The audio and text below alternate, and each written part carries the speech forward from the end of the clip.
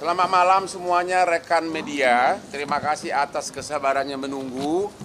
Saya sudah kesakitan karena saya baru pulang operasi saraf kejepit dari Singapura. Nanti saya akan ceritakan kenapa saya mau ikut dalam kasus ini. Walaupun klien saya membelu dan hampir semua konglomerat saya yang pegang. Ya. Yang pertama, benar bahwa hari ini Pak Febri sudah tanda tangani surat kuasa. Ya, ada 2 tim kuasa hukum nanti saya kasih tahu. Ini jadi tanda tangan beliau hari ini tanggalnya. Sebelah kiri. Ya. Sebelah kiri sini. Kiri. Majuin ke depan, Pak. Ke tengah.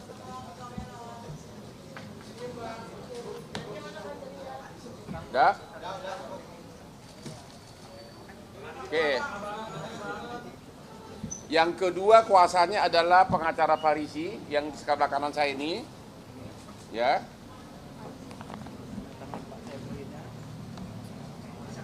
Jadi ada 2 tim pengacara. Yang sebelah kiri adalah asisten saya. Indra, Siombing. Lupa gua namamu karena kau nggak kaya. Ya.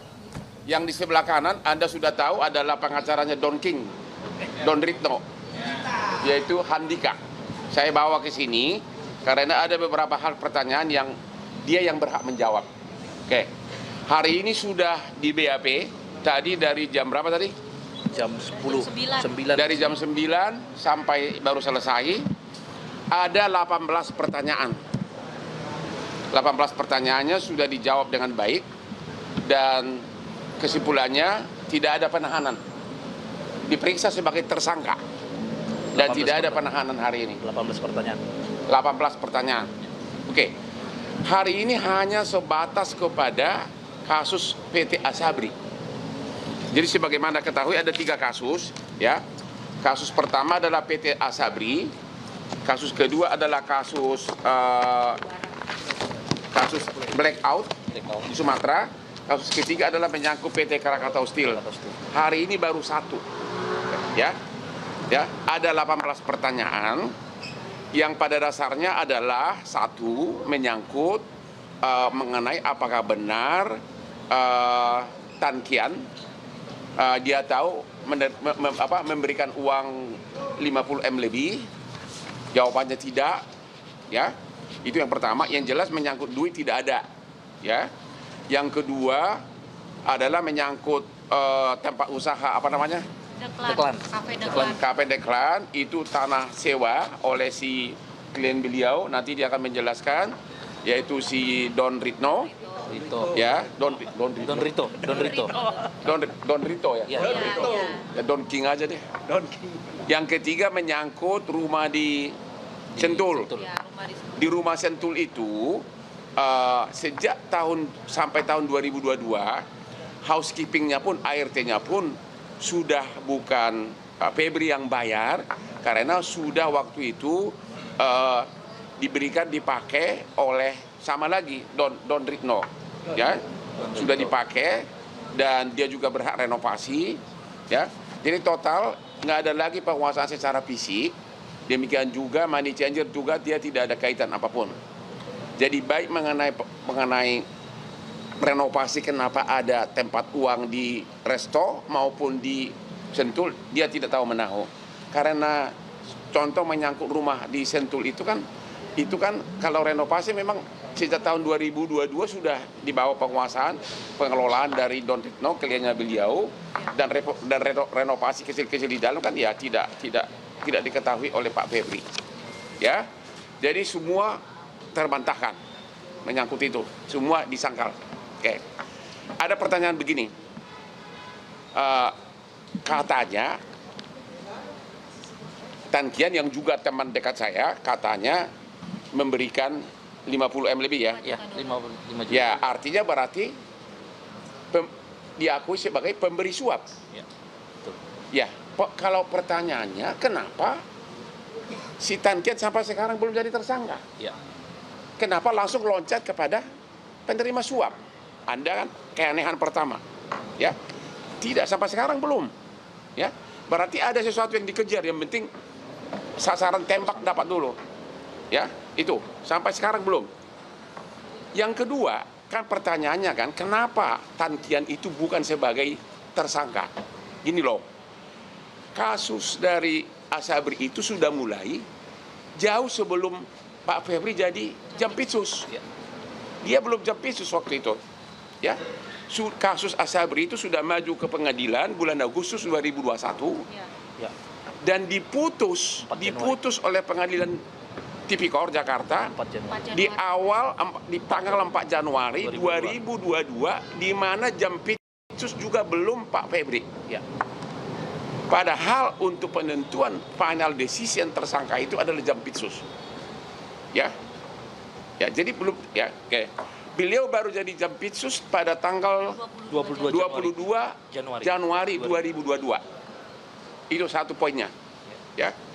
Poin kedua, itu kan persidangan dari mulai tingkat pengadilan negeri, tingkat pengadilan tinggi, kasasi sampai PK, ya sudah 6 hakim sama 6 hakim agung, 12. Dan dalam persidangan Tan Kian adalah sebagai saksi fakta. Yes. Tidak pernah ada pertanyaan dari saksi, dari hakim, kenapa bukan sebagai tersangka. Dan putusannya sudah inkrah, ya sudah final, ya. Jadi berarti 12 hakim tidak pernah mempersoalkan status daripada Tan Kian hanya sebagai saksi. Jadi udah satu, kalau dia pemberi suap, kenapa bukan sebagai tersangka sekarang? Kenapa yang malah Jampitsus yang begitu jabatan tinggi dalam penegak langsung jadi tersangka? Yang kedua, sidang sampai PK sudah 12 hakim pokok perkaranya dia tidak pernah tidak ada persoalan mengenai bahwa dia sebagai saksi murni. Oke. tetap disita. Yang ketiga, putusan dari Asabri, putusan pengadilan PK sudah dilaksanakan, sudah ingkrah, bahkan dari 22 triliun kerugian sudah dilelang, sudah kembali ke negara 12 triliun lebih. Sudah kembali ke negara 12 triliun lebih. Tidak ada juga pertanyaan soal Tan Kian. Ya. Jadi asetnya bahkan masih banyak lagi yang mau dilelang. Sehingga kalau ada tuduhan bahwa korupsi 22 triliun itu sudah salah total. Karena sudah dilelang, sudah kembali ke kas negara 12 triliun lebih. Itu kesalahan ketiga. Udah 3 ya. Oke. Sekarang mengenai apa kaitan dari Tan Kian. Ternyata Tan Kian itu nggak ada kaitannya apapun dengan Asabrinya. Dia tidak ikut menikmati fasilitas apapun, preminya tidak ada. Ingat itu. Yang ada adalah salah satu terdakwa dalam kasus Asabri yaitu Beni Cokro punya tanah. Dia bikin KSO, kerjasama operasi dengan Tan Kian. Jadi kerjasama loh. Soal ini tanah bukannya tanahnya Asabri, tapi tanahnya Bencok pribadi. Soal duitnya dari mana kita nggak tahu. Hanya itu kerjasama operasi. Tapi itu tanah itu pun sudah diambil oleh kejaksaan, bahkan sudah dalam proses lelang. 29 Juli. Sudah 12 Juli kemarin, tapi harga belum cocok. 12 Juli sudah mau dilelang itu. Artinya 1 perak pun uang dari Asabri tidak dinikmati oleh Tan Kian. Udah 4 ya? Ya, udah 4. Jadi bahwa memakai alasan Tan Kian sebagai alasan bahwa dengan tidak ditetapkan sebagai tersangka maka Jampitsus ini yang salah, itu salah total. Dari segi korupsi pun tidak ada, karena tidak ada satupun harta Asabri yang dinikmati oleh Tan Kian, dan juga tanah yang ada kerjasama operasional mau bangun apa, tanahnya udah disita kejaksaan, sudah proses lelang, artinya zero, tidak ada harta daripada Asabri yang diambil oleh Tan Kian yang merugikan keuangan negara. Sehingga apakah benar ada atau tidak Tan Kian kasih duit ke siapapun, itu swasta sama swasta, dan memang Pak Febri mengatakan no, tidak ada. Dan sampai hari ini Tan Kian belum jadi tersangka. Jadi bagaimana bisa pemberi suap bukan tersangka, sedangkan pejabat tinggi penegak hukum yang dibanggakan oleh Bapak Prabowo, ya nanti saya cerita kenapa saya mau ikutan di sini, langsung dijadikan tersangka. Lemari besinya aja belum dibuka sudah diviralkan. Ya. Bayangkan coba, lemari besinya aja belum terbuka sudah diviralkan. Walaupun itu bukan punya Pak Febri. Entar dulu, ya saya kebetulan nonton, saya waktu itu sudah mau masuk opname di rumah sakit jadi saya nonton di sana. Kalau di situ saya belum apa-apa, belum masih relax dulu. Ya. Sekarang saya mau tanya kepada kalian. Ini jelas-jelas sudah KUHP yang baru yang dibikin oleh DPR, bahkan KUHP zaman Belanda pun sudah nggak ada artinya sama sekali, total. Jadi nggak ada gunanya lagi belajar KUHP. Nggak ada belajar lagi gunanya hukum acara. Langsung ditargetkan, divideokan, tukang kunci pun gayanya pun, cara mutarnya pun langsung diviralkan. Anda bisa tahu apa yang terjadi. Kira-kira itu sepanjang menyangkut.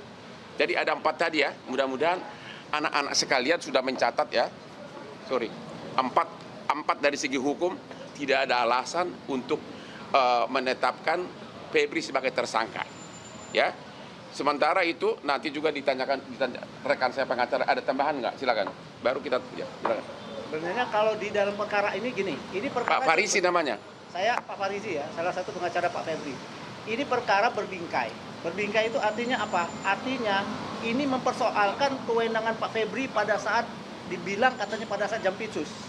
Oke ya, itu bingkainya ini dipersoalkan di sana. Nah sekarang dalam bingkai itu dia katanya menerima suap. Suap itu syaratnya harus ada penyuap baru bisa dijadikan tersangka.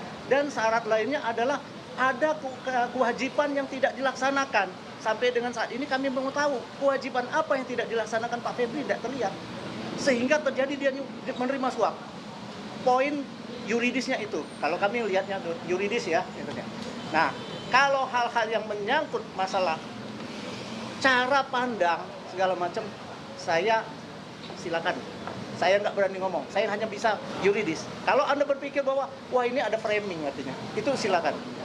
Oke, jadi untuk meringkaskan, ya sebelum tanya jawab khusus ini, satu kelemahan hukum pertama dari pihak penyidik sebelah sana adalah bahwa Febri tidak mengakui pernah menerima uang yang 50M++. Kedua, juga yang kedua, kalau benar Tan Kian adalah pemberi suap, kenapa nggak jadi tersangka? Kenapa langsung dikejar pejabat senior? Ya, yang ketiga, tidak ada aset daripada Asabri yang dinikmati oleh Tan Kian karena adanya hanya aset di luar Asabri yang dianggap oleh JPU mungkin sebagai TPPU, yaitu tanah, dikerjasamakan operasikan KSO dengan Tan Kian, tapi tanah itu pun sudah diambil, sudah dilelang tapi belum laku, ya. Apalagi dan mengenai keberadaan uang, ya di 2 tempat itu beliau tidak tahu. Itu kira-kira inti poinnya. Dan yang paling fatal lagi, yang kelima, putus perkara ini sudah inkrah, sudah final. Jauh sebelum dia jadi Jampitsus. Dia Jampitsus akhir Januari 2022. Ini sudah disidik jauh sebelumnya, tahun 2021. Berarti penentuan siapa tersangka adalah Jampitsus pada waktu itu. Itu. Kemudian sampai PN, PT, MA, kasasi, tidak ada, dan Tan Kian juga hadir sebagai saksi fakta di persidangan. Tidak ada satupun yang mempersoalkan bahwa dia harusnya sebagai tersangka. Karena biasanya dalam pengalaman kita, kalau ada itu dalam pertimbangan hakim maka ditulis bahwa terbukti terdakwa bersama-sama dengan ini ada. Seperti kasus asistennya Nadiem disebutkan bersama-sama dengan siapa, ada. Ini tidak ada. Clean 100%. Karena sudah ada putusan pengadilan, maka putusan pengadilan harus dianggap benar. Itu adalah prinsip norma hukum. Itu kira-kira, silakan bertanya dulu soal. Wow. Satu-satu saja. Pak, dari media Pak, ini kan beberapa waktu lalu Pak Febri telah mengakui bahwa rumah yang disentul itu adalah memang rumahnya.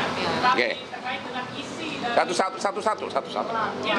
Iya, saya mau jawab, Nyong. Ya.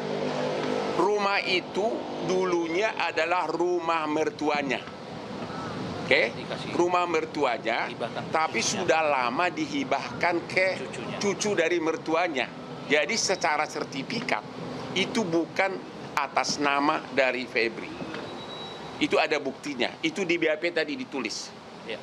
Ya, itu rumah mertuanya. Kebetulan mertuanya marga Marbun, satu marga dengan istri saya tercinta Marbun, Buru Marbun. Nah, sudah dihibahkan itu ke cucu, itu kan ada tadi. Iya, cucu. Iya. Ke cucunya, yaitu anak dari Anak Febri. Febri. Itu sudah sertifikat atas nama dia, dan itu sudah jauh sebelum kasus Asabri. Jadi bukan rekayasa. terkait isi berangkas Pak. Udah dibilangin tadi, sejak tahun 2022 itu sudah dibawa penguasaan Don Rito. dari Don Rito. Don Rito. klien dia Don Ritno sebagai Don Rito atau Don King. Nah, sekarang karena menyangkut uang itu kami tidak berhak menjawab. Silakan jawab dulu, Bos. Menyangkut uang ya. Uang dari Tan Kiang 5 juta dolar Singapura mau dihubungkan dengan barang bukti berupa uang yang ada di Cafe Cipete di tempat money changer, kemudian di rumah Sentul. Itu pasti tertolak karena sumbernya bukan dari Tan Kiang. Oh, ada uang masuk 80 M. Mana? Nih, terangin deh ini uang apa nih? Ada 80 miliar dari rekan bisnis dari kliennya dia, tapi saya tidak berhak menjawab masuk ke kliennya dia. Betapa kayanya kliennya dia, tapi lebih kaya saya. Jadi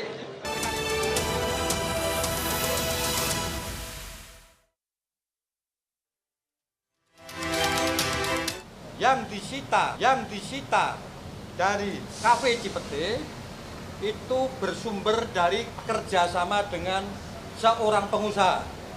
Tapi mohon maaf, hari ini pun kami belum berani menyebut namanya. Untuk apa? Untuk membangun pelabuhan di Kalimantan Timur. Dan salah satu ada 80 miliar. Selain daripada uang yang ditemukan di kafe, juga ada transfer ke perusahaan dalam rangka kerjasama itu 80 miliar ya. berdasar perjanjian yang sah.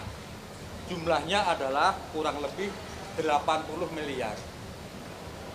Jadi kami simpulkan jika dihubungkan dengan uang yang ditemukan di kafe sebanyak 3,2 juta US dolar Singapura dan 870 ribu dolar Amerika, itu pasti bukan dari saudara Tan Kiang. Ya. Kami pastikan juga keterangan saudara Ferry Boboho yang mencoba dihubungkan dengan barang bukti itu pasti tertolak secara hukum. Itu firm. Kedua, jika dihubungkan dengan perkara suplai batu bara di PLN, itu juga pasti tertolak secara hukum. Karena klien kami tidak ada urusan dengan para supplier. Mungkin fokus ini dulu Asabri, baru kita nanti ke sana. Oke. Asabri dulu, ada pertanyaan. Udah puas? Masih ada pertanyaan? Jangan diulang lagi pertanyaan yang sama.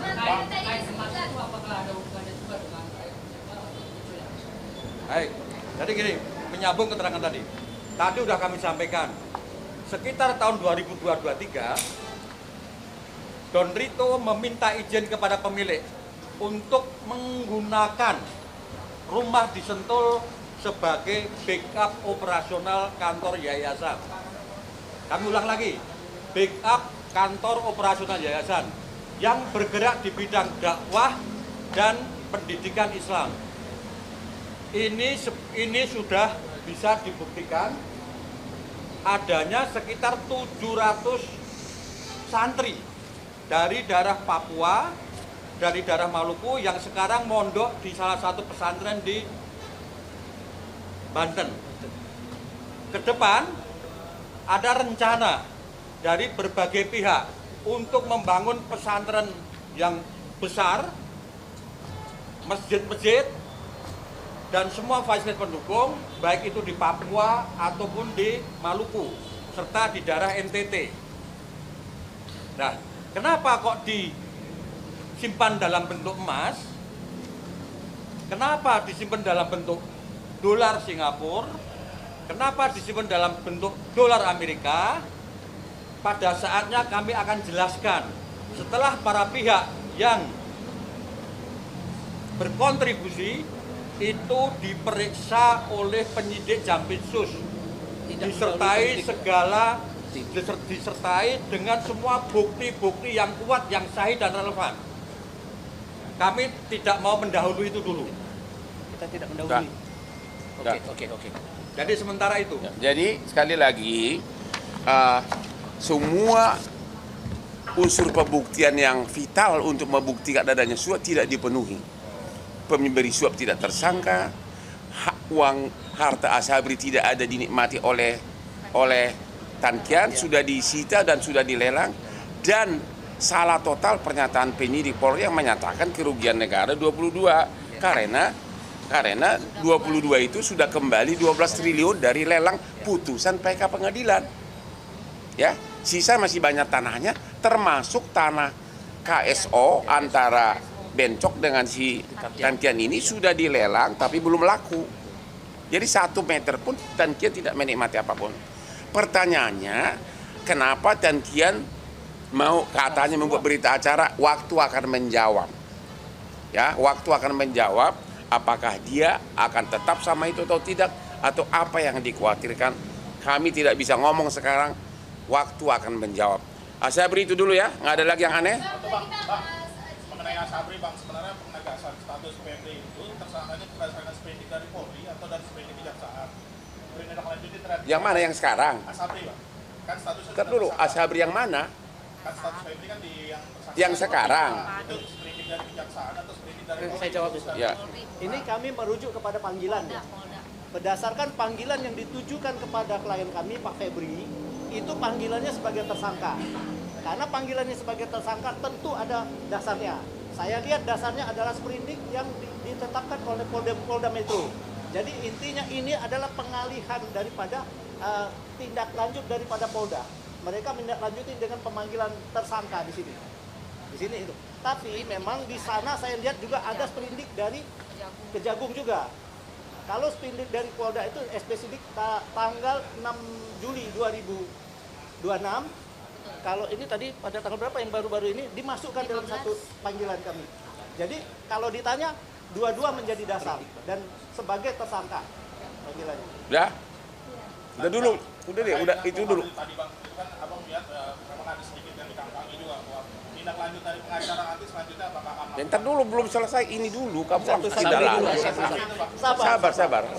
Oke, jadi, ntar dulu, jadi ya semua perbuatan yang dilakukan terhadap Febri jelas-jelas telah merobek-robek isi KUHP, melanggar semua hukum acara, melanggar semua ajas hukum, bahkan zaman Belanda pun nggak ada begitu. Pertanyaannya adalah why dan kenapa? Padahal targetnya itu adalah seorang Jampitsus yang dibanggakan oleh Presiden Prabowo karena sudah begitu banyak, sudah hampir 500 triliun uang yang sudah terkumpul. Nanti saya akan bahas itu. Itu dulu Asabri ya. Nggak ada lagi, sudah kan? Sudah kita bantah semua.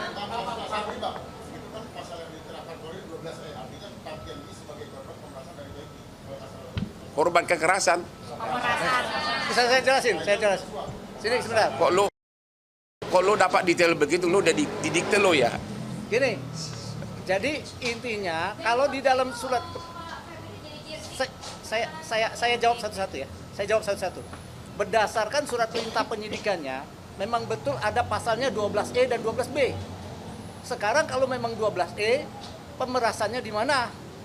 Karena apa? Kenyataan yang seperti dikatakan Pak Hotman tadi, semua kegiatan yang ada ini terlaksana, tidak ada yang dikurang-kurangi. Artinya hak-hak dari siapa Tan-Kian katanya sampai harus diperas itu nggak ada, tetap terpenuhi semua. Dan hadir di persidangan di bawah sumpah selama persidangan dari Asabri tidak mengatakan dia diperas. Kan dia kan saksi fakta, harusnya disumpah. Saya ulangi ya. Perkara pokok itu sudah diuji mulai dari Jampitsus yang lama sampai dengan pengadilan. Satu. Kenapa? Karena tidak ada kaitan Tan-Kian di perkara uang negara. Justru uang dia ada di sana, katanya kerjasama. Nah, itu yang jadi masalah. Sempat ditanya sebagai saksi. Itu persoalannya. Apakah kita harus menjadikan tersangka? Zolim gitu artinya. Jadi saya nggak tahu, serah kalian. Atas harta dan uang dari Asabri, Tan-Kian nggak ada kaitannya. Ya, dia hanya terkait si Bencong itu beli tanah dikerjasamakan, hanya itu tok. Dan itu sudah disita tanah itu. Jadi mengenai kerugian Asabri ini nggak ada kaitan. Itu hanya TPPU lanjutannya. Nambah Bang Ijin, Pak. Ya. Bagaimana cara merasnya? Sementara fakta yang didalilkan, si Ferry memberikan uang kepada si Norman 5 juta, itu tidak betul. Itu adalah fitnah. Kedua, pihak karyawan money changer 7 orang pada saat mentalnya down diancam dengan pasal sumpah palsu kalau memberi keterangan palsu. Mereka menyatakan semua tidak ada uang 5 juta dolar masuk ke money changer. Itu yang pertama. Yang kedua, sekarang pertanyaannya adalah, apa betul si Tan-Kian pernah ketemu Pak Febri? Pak Febri menyatakan, weh, gua minta sekian. Fakta itu nggak ada. Tan-Kian menyatakan nggak pernah ketemu Pak Febri. Kedua, si Pak Febri juga menyatakan tidak pernah menyuruh si Ferry Babi meminta uang ke Tan-Kian. Jadi konstruksi pemerasannya adalah konstruksi yang fiktif. Ada jalur di tengah yang putus. Bagaimana supaya itu bisa seolah-olah berjalan mulus sampai diserahkan ke Kejaksaan Agung? Si Ferry Bobo tidak pernah di BAP sebagai saksi. Padahal dia adalah aktor utama. Yang kerok dia. Ahli fitnah. Moga Bang lanjut. Hah? Apakah Pak Ferry dikriminalisasi? Menurut kau gimana? Lu punya otak nggak? Ya, jawab dulu. Menurut kau gimana? Kalau tiba-tiba, jangan main dulu. Kalau kau tiba-tiba digeledah rumah lu sampai celana-celana lu misalnya dipamerkan, itu tanpa diperiksa saksi apapun, itu namanya apa? Jawab sendiri. Nggak, jawab sendiri dulu. Itu apa? Itu belakangan. Itu mendapatkan persetujuan belakangan mah gampang. Saya sudah 43 tahun pengacara. Itu didapatkan persetujuan belakangan. Sudah disita dulu baru persetujuan. Siapa? Pak Febri belum pernah diperiksa. Belum ada pemanggilan. Belum. Yuk, dari awal saya udah bilang, langsung sudah diviralkan, ditanya juga enggak, dipanggil juga enggak, sudah langsung. Bahkan dari mulai cara membuka, belum dibuka Udah videonya. mesinnya aja, lemari mesin, udah masuk video, udah nyampe ke Singapura, baru mau dibuka. Tadi tanpa diperiksa langsung diperiksa. Emang lu nggak tahu, emang itu dia, makanya apa? Apakah akan ada pra-peradilan gitu? Sabar, ada waktunya, oke? Tapi coba dulu pakai suara hatimu. Ya, ini Jampitsus loh. Bagaimana masyarakat lemah. Itulah salah satu kenapa Hotman Paris turun yang kliennya berjubel konglomerat. Mana mungkin saya mengharapkan uang dari Pak Febri. Ya. Itu nanti gua jelaskan kenapa saya mau di sini. Apa? Katanya waktunya sudah selesai. Apa? Kita sudah disuruh selesai. Enggak, yang belum ada 2 lagi, Pak. Nggak bisa selesai. Sabar, Pak. Saya berwenang di sini. Yang kedua, itu 1 ya. Yang kedua, biar jelas, Asabri selesai ya. Sekarang yang kedua soal Krakatau Steel. soal itu dulu. Apa blackout? Blackout. Ini yang paling lelucon. Biar cepat. PT yang jadi supplier batu bara yang dituduh terlibat itu ternyata dia tidak supplier untuk Sumatera Utara. Iya, untuk Jawa Bali. Padahal blackout kan di Sumatera Utara dia untuk Bali dan Jawa. Ya terus apa kaitannya? Ngerti nggak? Suralaya, PT Ya nggak ada kaitannya apa? Bali dan Suralaya. Itu jelas-jelas itu paling parah lagi. Ya, dituduh dan kerugian 5 triliun dari mana? Orang cuma 2 malam belum pernah dihitung. Artinya PT yang dituduh katanya menyogok itu tidak ada kaitannya dengan suplai batu bara untuk Sumut. Dia adalah Bali dan Suralaya ya. Ya, itu paling fatalnya. Oke. Itu pun di situ yang memberikan sogok juga belum tersangka. Nggak ada tersangka. Halo Mas, nggak ada tersangka. Kemudian kasus ketiga yang kasus Krakatau Steel juga nggak ada tersangka. Itu adalah PT swasta yang punya hutang kepada anak perusahaan Krakatau Steel. Hutangnya masih ada, belum ada keuangan negara yang dirugikan. Jadi benar-benar nggak ada. Karena agar gerak cepat, saya akan terangkan mulai yang poin lain ya. Ya sekarang kenapa si orang Hotman Paris yang sudah sukses mau? Ingat, saya 25 tahun sebagai pengacaranya Prabowo. Semua perkara besar dia termasuk adiknya Hasim saya yang pegang. Walaupun waktu dia menteri kehakiman, waktu Menhan pun saya sering diminta tanpa dibayar. Waktu saya di Singapura, saya kan operasi saraf kejepit. Jadi saya benar-benar nggak bisa bergerak karena 2 hari harus itu. Saya melihat benar-benar saya merasa miris. Karena apa? Jampitsus itu adalah yang dibanggakan oleh Presiden Prabowo karena dengan dia mendapatkan, negara mendapatkan sebagai Satgas PKH 300 triliun. Kemudian Dalam 1 tahun. dalam 1 tahun. Kemudian pengembalian kerugian negara dapat 130 triliun. Sudah 430 triliun kembali dibanggakan oleh Presiden. Bayangin orang yang kebanggaannya Presiden tiba-tiba dikriminalisasi bahkan tanpa pamit sama Presiden. Karena waktu saya di Singapura saya bikin akun bahwa nggak mungkin Presiden nggak tahu. Ternyata enggak. Itu 430 triliun. Lu bayangin coba. Disitulah saya merasa marwah dari klien saya yang sampai sekarang hubungan baik. Saya merasa tertantang. Walaupun saya namanya jadi sedikit karena 90% follower saya biasanya semua kasus viral yang melanggar hak asasi gue yang pegang gratis. Semua termasuk Anda tahulah semua yang di Indonesia ini. Mereka kalau ke Komnas nggak laku kasusnya. Kalau saya yang viral bom. Sudah 10 tahun saya begitu.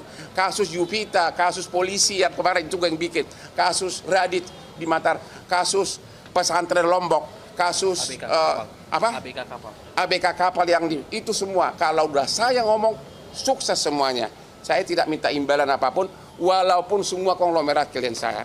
Itulah saya terpanggil ya, karena saya merasa ada yang baik. Dan yang kedua, beliau ini sekarang Jampitsus, lu tahu nggak transfer pricing itu?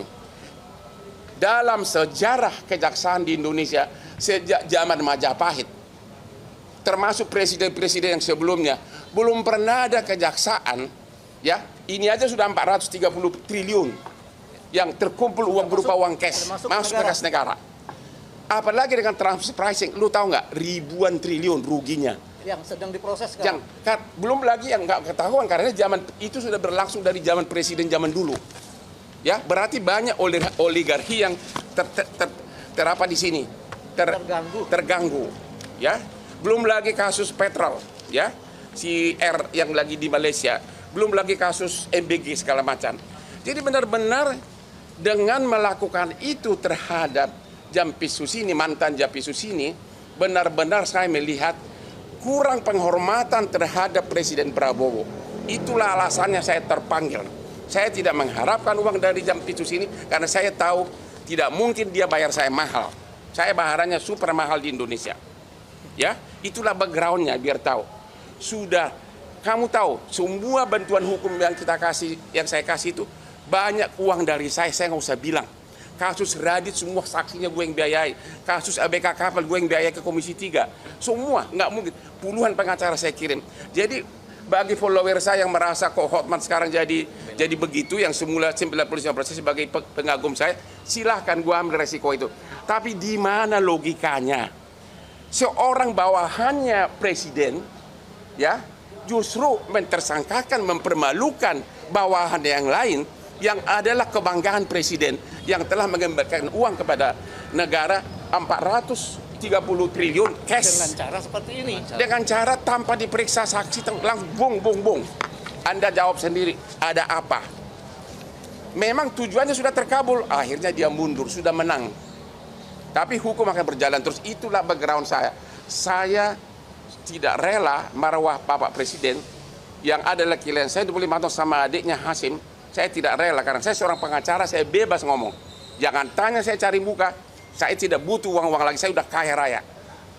Ya, dan semua klien saya konglomerat tanya semuanya. Perkara bisnis di Singapura, semua gue yang pegang kalau dari Indonesia.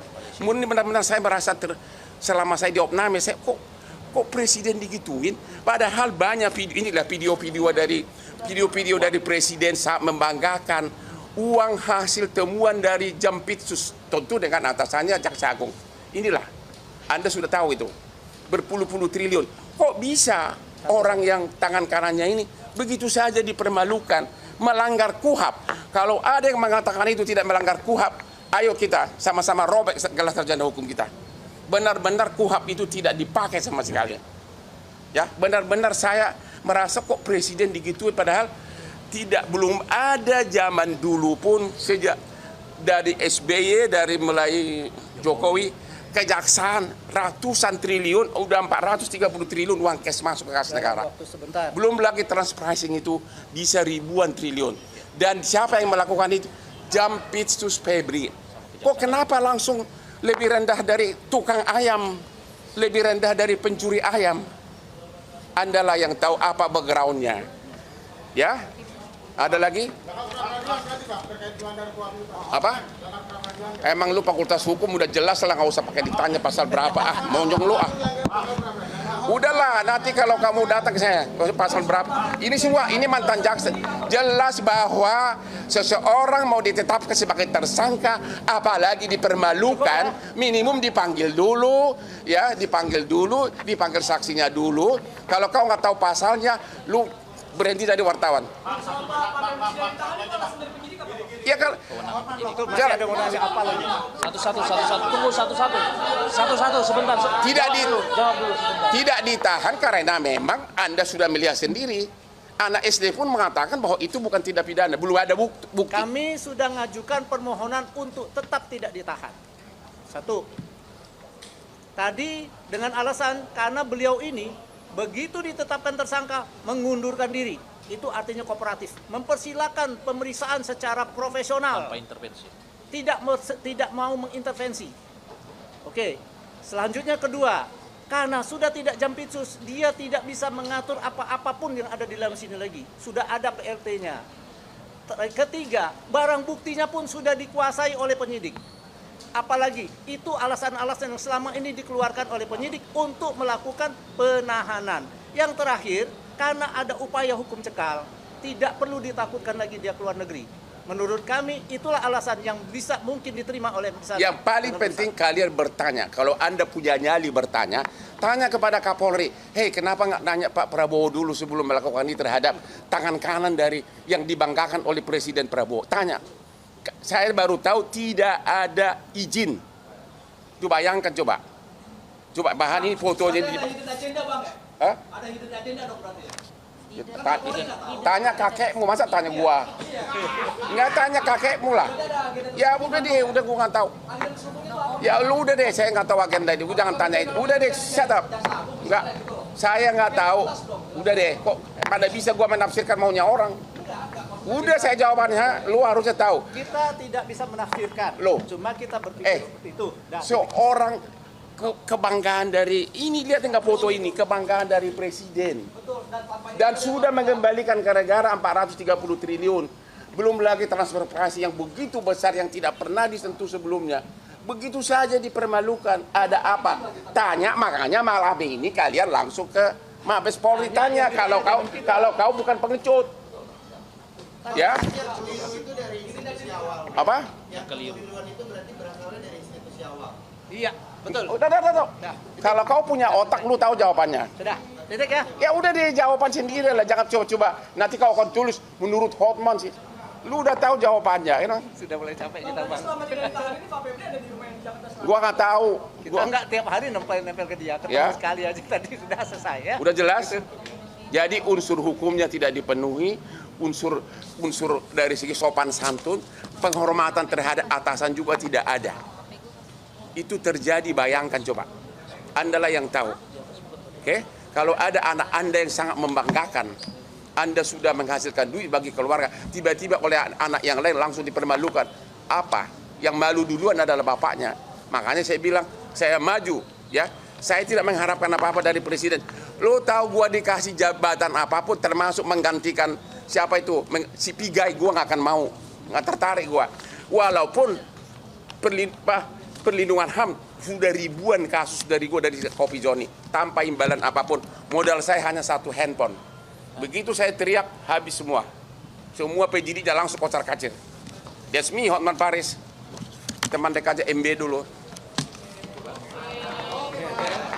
Oke, cukup ya. Terima kasih banyak semua ya. Mari.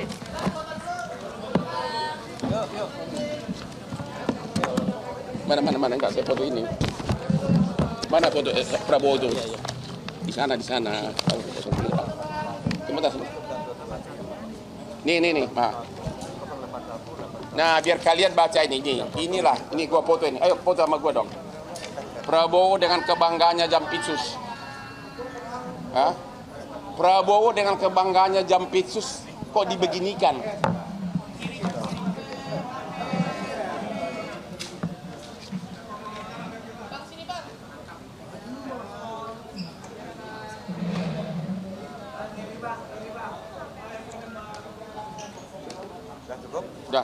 Sudah cukup, terima kasih semua ya. Bawa tuh, saya mau pulang. Ya.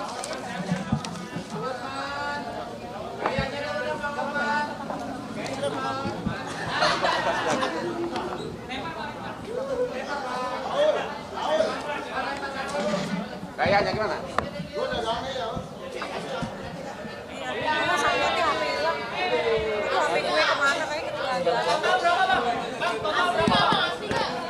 Jadi bilang kepada fans saya sudah dugaan, termasuk follower saya juga, saya tidak mencari uang. Saya benar-benar Nanti telepon ya. saya menjaga marwah jadi presiden kita, raja kita dan klien saya. Lagi bang. Bang, gaya lagi bang.